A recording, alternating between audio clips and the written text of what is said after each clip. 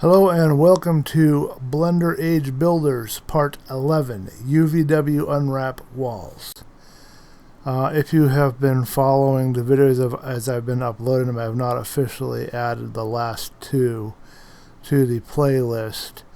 I've had to seriously edit the one before this, and then this video, which was originally just covering UVW Unwrap just for everything, ran an hour.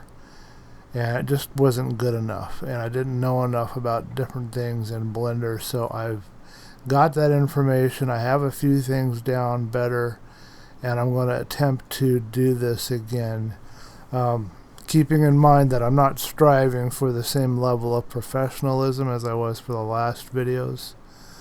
I'm taking it easy from here on out. I don't want to do hundreds of recasts just to try to get things right.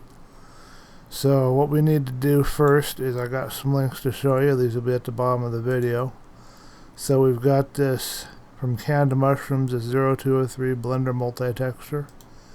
We have from L. Hammond's Blender 249B Adding Textures. This person seems to do some stuff for Oblivion as well. We've got, this is another person that you should have bookmarked along with another one I'm going to show you, but this is V. Scorpiancy? I don't know, I can't pronounce that right now. But Blender Multi, and she does a lot of other videos as well. And then I have this one here by Ira Krakow, his channel. And this one you definitely want to bookmark this to go right up there with the Blender Gorilla. So this one and this lady here.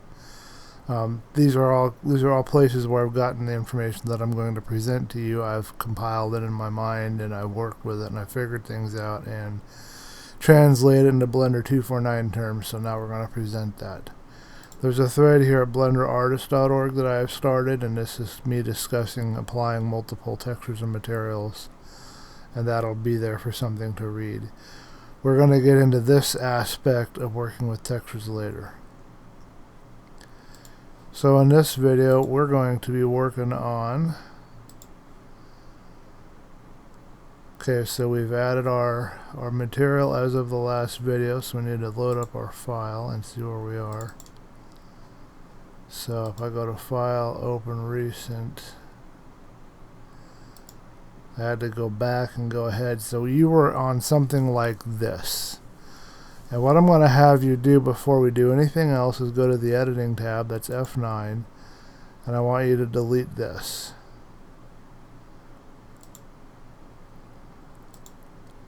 We don't want any materials assigned anywhere, so we're just cleaning everything out. And then I'm going to save it and overwrite. Okay, we're all set, so I'm going to close this out, so everything that it does not have a link is flushed out, and I'm starting up again. You don't have to go through all this process, but I think it's important so they're on the same page. So I'm clicking on Add New. Okay, so here we are. We have our texture loaded up over here, and this is the wall texture that I picked. And to find out to see a thumbnail, I think I was going to say something about that. I think they said press and hold control, so we're going to test this. So pressing and holding control, I'm going to open. Okay, and by pressing and holding control and going to open, I now can see the texture data, a preview of all of my textures, which is a lot easier for me to see than what I had before. So thanks goes to, and I don't know if I'll pronounce his name correctly, but he's always been very helpful over here. He's one of the main guys, this Richard Marklew. So this is who told me about that. So that's how you do that. Okay, we're going to be using that through our processes, and I'll try to narrate it as we go through. Okay, so I need to write that down too. I'm going to make a note to myself.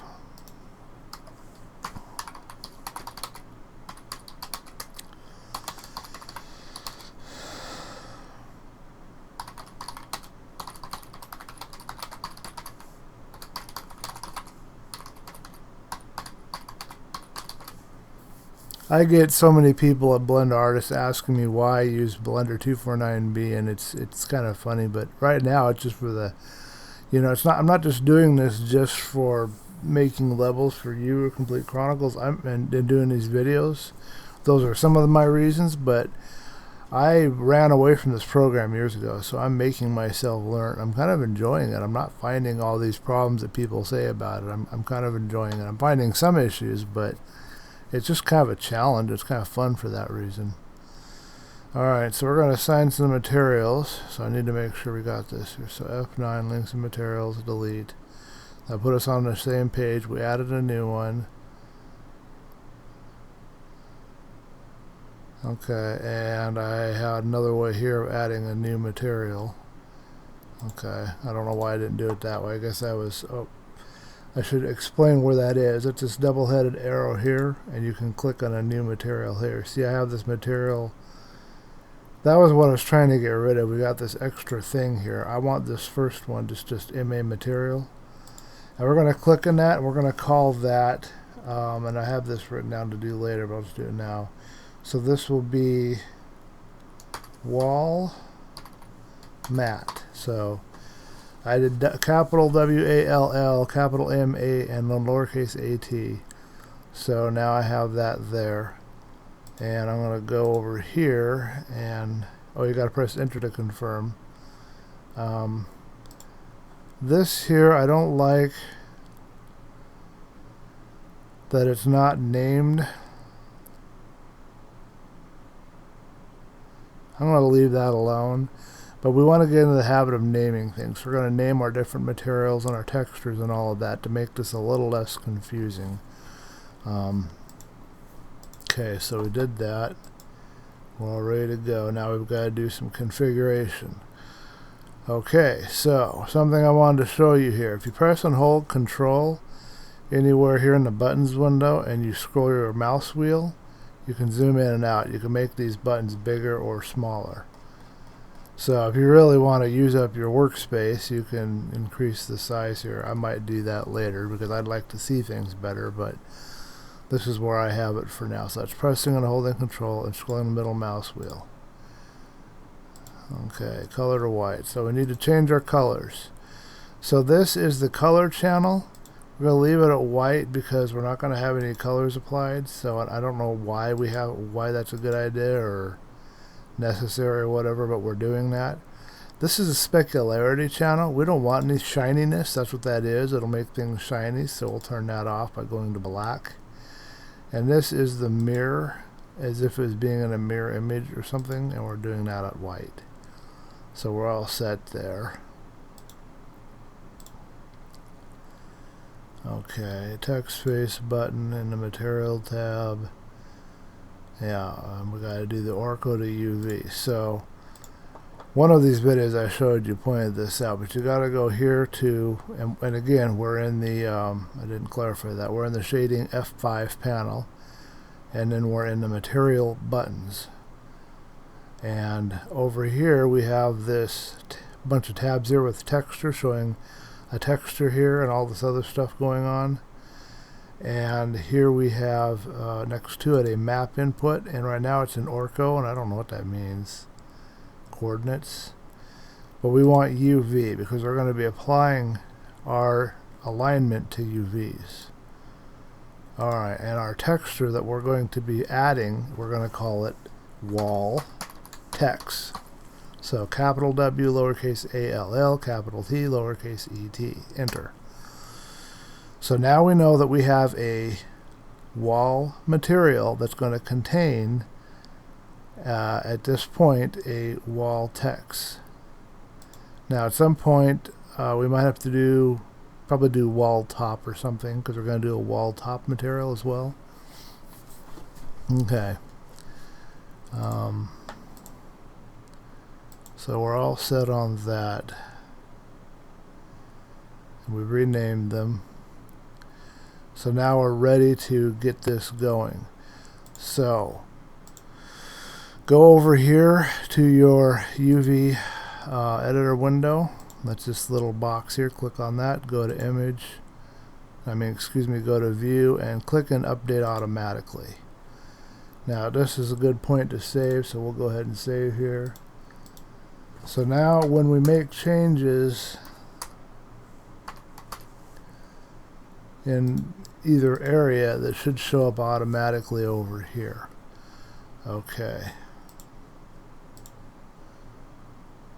Okay. So I'm pressing tab, and what I want to do here, there's probably an easier way to do this. I want to try, well, no, I'm not going to do it. I'm going to do it the hard, difficult way. So we've got our faces here. I've got this unchecked. I'm going to check that by clicking in it, so now I can't click on anything in the back. And I'm pressing and holding shift. And what I want to do is I want to click on all the faces that are along one axis. There's a reason for this. I'll explain it shortly. So we've got all the faces this way, except for this one. And this would be the, I can't read that, but I think it's the x-axis. Don't swear to it. And we want the back sides. I'm trying to show you the easiest way to apply UVs to this, and I also need to explain what those are. I forgot to make a note in my tutorial. So make sure we don't have anything other than the faces that are along that axis. So imagine a line going through your level, and you only want faces that either face perpendicular away from the line or perpendicular to the line. So if each of these we had normals on, we had lines going back and forth, we had a line in the middle, you know, that's what we would want. We wouldn't want any of these faces here because they're along the line. We don't want to do it along, we want to do, I guess it's perpendicular to the axis would be a better way to put it. Okay, so I think we're done on that. So now I need to press either numpad 1 or 3, whichever one puts us in the same. So it looks like numpad 1 for the one that I did. If you don't see the faces selected right in front of you, try numpad 3. It's going to be one of the two. And press U, and then I want to go to project from view. And that is our UVs. Okay, now I'm going to go ahead and get this scaled up first. So press S, and you just got to zoom out with the middle mouse button. S to scale, G to grab, and I am going to go somewhere around here. And I just want to make sure that I clearly explain a couple of things. Don't want to leave you with any questions. So now what I'm doing is I am aligning this. You can't see it on here, but there's a grid behind this. And I'm not worried about that grid. When you see that grid is irrelevant. It is useless. It is worthless. It really isn't worthless, but I mean, it's not something you need. Not for the purposes of this. What you want to do when you're working with UVs is you want to align the UVs to your texture. So this is the top of our wall here, and this is the bottom at the top of the other. This is the tileable texture, so a seamless texture, so that's how it tiles.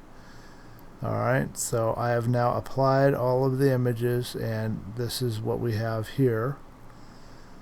And I might have messed up on something, but I think I have it. I'm not seeing it over here though, and I don't know why that is. Oh, we need to add the texture to our channel. So click over here to texture buttons. That's F6. Okay, and we have wall text. We have it at an image,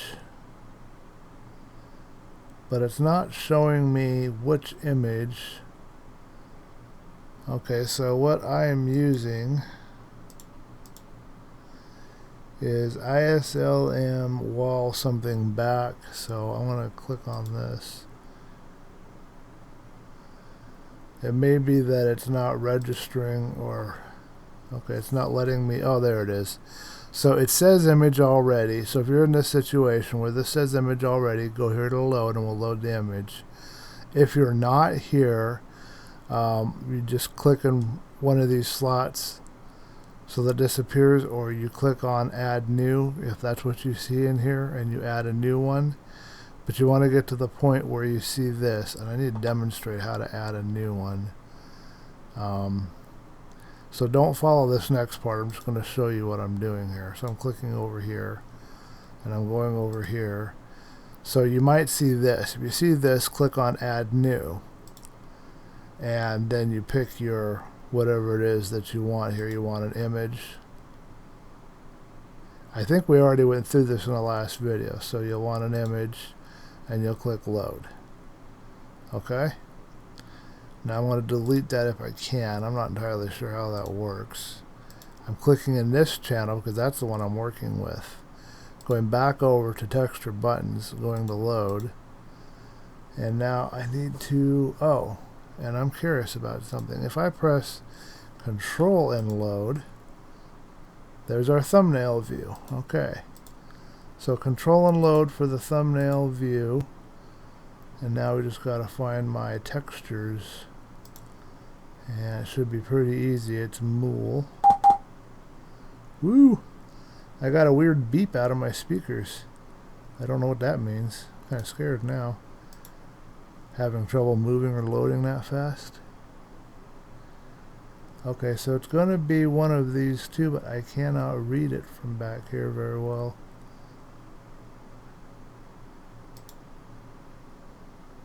Wall back to wall back. Okay, we've now selected it. It's up here in our thing. We're going to go to select image. Okay, so now that should have mapped to this, but let's make sure. Yes. So everything should be linked and tied together if we did everything right. And now we should be able to go over here and click in this icon. This is your draw type. We should be able to go to textured, and now we can see our mesh. If you have any trouble with any of this, please post a comment, and I apologize if I didn't explain something well enough or you got a little lost there, but just post a comment. I will help you. Alright, that's perfect as far as I'm concerned. We've got it right at the top over there. So what is going on here? Well, I've heard one person call it peeling an orange. I like to think of it as if there is a device that is throwing this image onto the surface of our object that we made here, our age.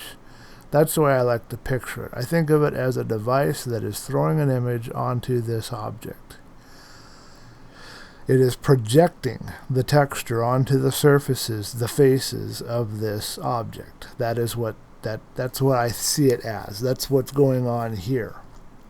And the way that it figures out how it's to align to the face is through the UV. So I've clicked on one simple face here so you can see it over here. So if we move this around anywhere, this picture that we see over here would change. I'm not going to move it because I like where it is, but this is basically how it, how do I explain this very well, but this is the mapping, I guess you could say, the way that this image is going to be projected or mapped onto the face of this texture. Unwrapping is the process of taking the 3D geometry that we have here and flattening and squishing it out so that we can take a 2D texture and apply it onto that geometry. And there are different methods to using unwrapping and different methods to using multiple materials. We will just cover the one that I've been able to find information on in this tutorial series.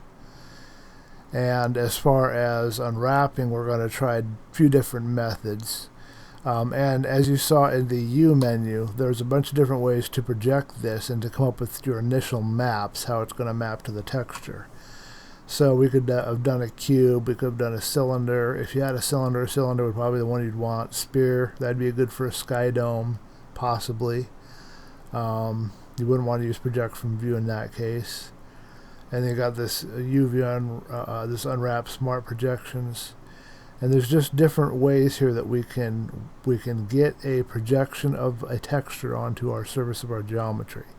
And for me, when I was playing around, the easiest way I found was project from view. It worked right off the bat, just like this, gave us good results. So that's what we're doing. That's why I chose that. So we've got one more set to do. And hopefully I've explained that clear enough. We can select faces here, so just go ahead and click and just shift click along, and it's the same process as before. We are now selecting things that are going to be perpendicular to, I presume, the y-axis and along the x-axis. Before, we did things that were perpendicular to the x-axis and along the y-axis. Don't quote me on that, but I think that's what we're doing. Now we see that we have this weird yellow kind of square that doesn't show the pink, that things are selected. So you just got to kind of cross your fingers and hope that everything is working correctly. I did figure out how you could find out how much. Up here you see this FA and it says 36 of 256. Well, that means there's 256 faces, and we've now selected 36 of those faces. That's 256 for our total geometry of our age. So we've selected 36. And if we did some math, we would think that, okay, 1, 2, 3, 4, 5, 6, 7, 8, 9, 10, 11. That doesn't really fit for me, but that would be 11, 11, which would be 22. That'd be 44 by my definition. Oh no, we have less on the inside. So we have 11, 11, which is 22, and then 1, 2, 3, 4, 5, 6. So 22 and 12, which is 34. Oh yeah, and then these two. So that's how you can find out what you have selected, right up there. I can barely see it, but that might be of use to you. So press numpad 3 for me in this case. If you're not seeing the faces selected facing you, press numpad 1. It'll be one of the two. Press U, and once again project from view. Now, these do not have any texture applied to them. So we need to click in this double-headed box here next to UVs and just click on our wall texture again. Now, there's no way to copy and paste the UVs that I'm aware of. In Max, you could do that. In this one, you just have to do each one separately and spend a little more time on it, but that's not a big deal. There's a reason why they did that. I don't know why Max had it and the other one didn't, but I guess the logic behind it is, geometry isn't always going to be the same like that. So they just got rid of this, didn't put in stuff that wouldn't be of major use, because if you're doing something that has different sides and faces, you're not going to need that. But I think you could bake it out or export the UVs or something and probably do it that way. Pressing S to scale. I'm zooming in and out with the middle mouse button. I'm trying to match this like I did the last one. It's kind of hard to guess where I have to go to get the results that I want. I'm resting it right on top of that. But see, we don't have to worry about whether or not it aligns to a grid here. So we've got a little bit of slack. When we scale it, unless we pick an axis, and you can pick an axis, you can press S and then follow it by X, Y, or I don't know about Z, but X and Y at least. But if you generally scale, it's going to take a little from each part. Alright, so now the way that we know whether or not this is going to work is we zoom in real close to one of these corners and we see, is everything going to line up? And it does look like it's lined up to me. Nobody is going to go into your age and zoom in close to the corner and look at that. But since I'm a perfectionist, I've decided that that's what we're going to do. So now we've got everything aligned. And you can apply that same technique to whatever texture you chose. I'm going to do save as. If you use a different texture, that's fine. If you have any problems, you know the routine by now. Just leave a comment. Okay, so next thing. This is called the UV image editor because it's supposed to be a 2D representation, but it's not really the X and Y axis, even though you can scale along the X and Y axis. It's not meant to correlate that. This is its own entity, its own existence, its own kind of space, you could say. So they used U and V. At least one video I stopwatch said that use U and V to represent up and down, basically, because this is a two-dimensional area. So that's why we have a UV image editor and why we go through that. Now, if you're using Max, you might be able to select everything and align the UVs to a box or something, and it might be a little faster. But you get more control over where you put your UVs and stuff through this. So that's why we use this. So now, one more thing I need to explain. Notice I have the case of the mysterious disappearing faces around here. I'm going to go here to solid mode. So all of a sudden now I've got these UVs that are flipped, or not UVs, but the geometry. I don't know why it affects the geometry, but it shouldn't. When you're adding your UVs, it should be projecting the texture onto the geometry, not changing the geometry, but it does. It causes the normals, in my case, to flip. So I'm going to really quickly go over here to make sure I don't have any more, and I'm going to do it at 5. So now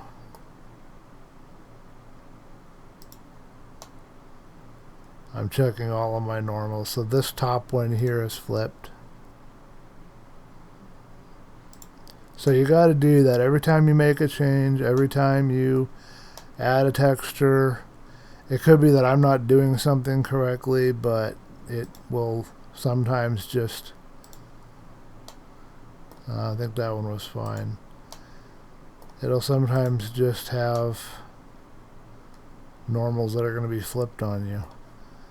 Alright, I'm going to call that good, and we're going to go back to textures, and I think we're wrapped. So just make sure you're not missing anything. And next video, we're going to cover the floors. I want to make sure I didn't miss anything before I have you leave. And we're going to give you a homework assignment. This time a legitimate good homework assignment, I think. Okay, so we covered that, moving the collective UVs. I'm going to go into more detail in the next video, but you don't have to move them collectively like that. You can move them individually. It won't hurt anything. I'm just going to say that for now. We're going to demonstrate and go over that in the next video. We're also going to go over adding multiple materials so that we can have multiple images. That's the method we're going to use to get multiple textures into our mesh. So I want to save again, and I'm going to call that good, and I will see you in the next video.